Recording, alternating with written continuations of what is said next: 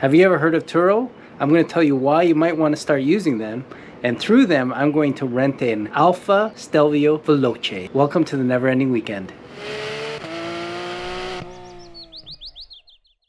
I don't know when the last time you rented a car, but car rental prices seem to be going crazy. I have a trip that I need to take coming up to Los Angeles area, and looking at the rental car prices for something even small like an economy car is through the roof nowadays. I've used Turo in the past, which is much like Airbnb for cars. They democratize car rentals so that anyone can rent their own private car, but a lot of these entrepreneurs on Turo, much like Airbnb, have started a business where they own a collection of cars and they start renting them out. And for that reason, you find a wider range of car types on Turo. A lot of drivers' cars or enthusiast type cars are on there, and some interesting finds as well. Really depends on who's in the market in that area that you're visiting. And what I found looking through the Turo cars is I can get something way more desirable for the same amount of money than your large national renters like Budget or Tilden. The process in the past has been pretty straightforward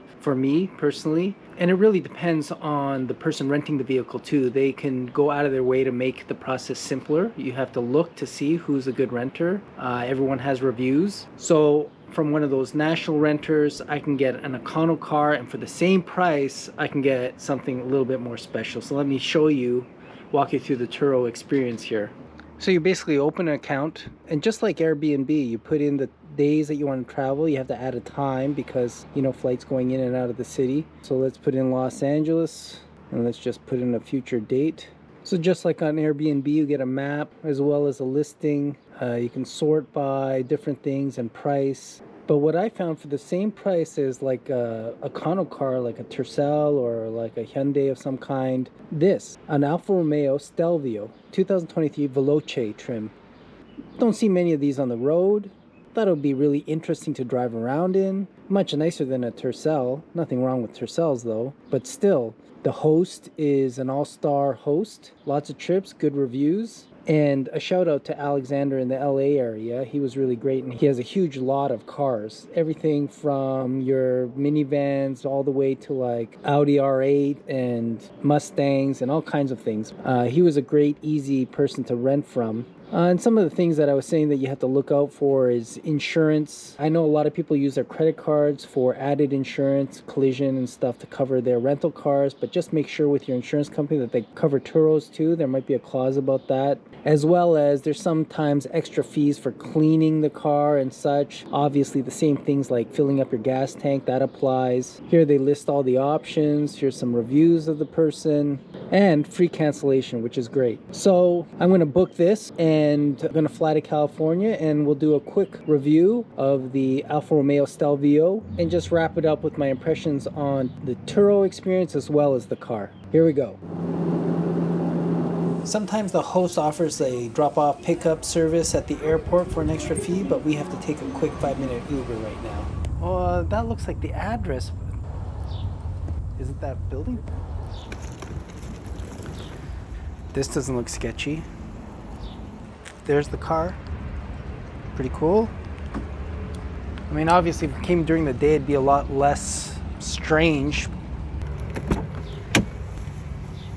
Kind of dark now, obviously it's late at night, but tomorrow morning I'm going to walk around the car and talk about some of the details and then take it for a spin.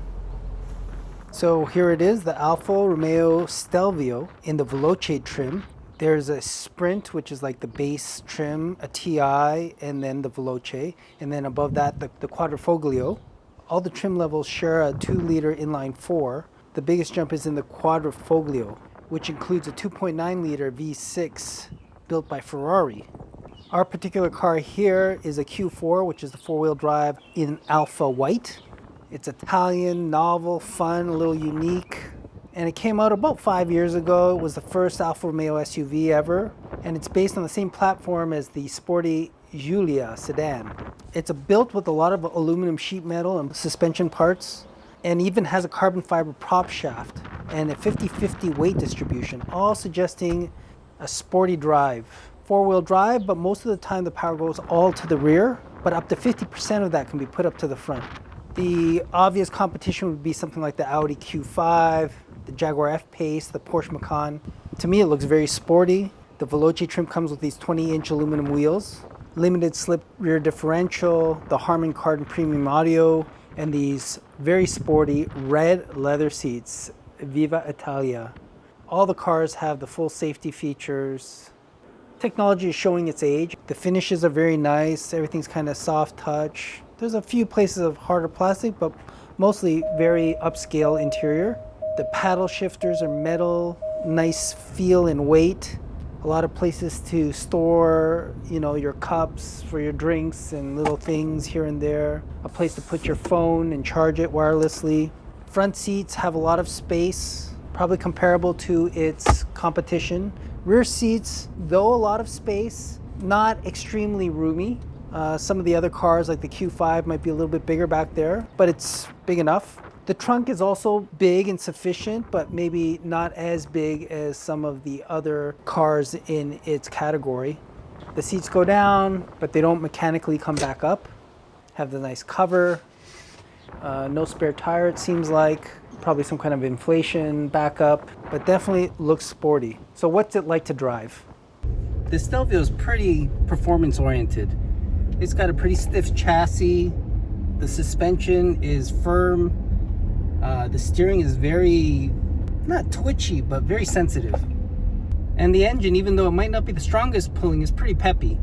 They have this DNA feature for D for dynamic, N for natural, and A for all-weather, which just changes the characteristics of this car. We're driving in the Veloce trim, which makes it a little bit more sportier. It has these really nice bucket seats. The red really pops. It looks really great. And I appreciate that you don't see many of these on the road, so it feels a little bit special. Even in the natural mode, it's stiff. The steering is pretty accurate, but when you put it in dynamic, it dials it up in a little bit more.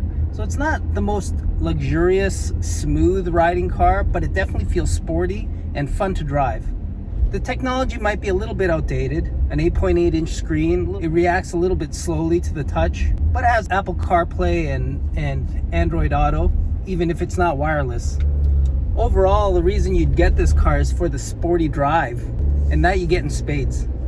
It would have been great to see a manual in this car. I don't know if it's old school, but when using a manual, I know when to shift just intuitively. So the paddles kind of have a little bit too much thinking involved. I'm sure I'd get used to it, and it is kind of fun, but I'd prefer a third pedal, especially if the whole reason was to have a sporty drive. The trip's almost over. I'm going to return the Alfa to the Turo location. Would I rent from Turo again? Yeah, it's been a pretty easy experience. I just have to take a few photos of the car when I drop it off, and then take an Uber to the airport. And would I rent this Alfa again? Yeah, definitely. It was pretty unique. It's fun to drive and a good experience overall. Until next time, have a great weekend, everyone.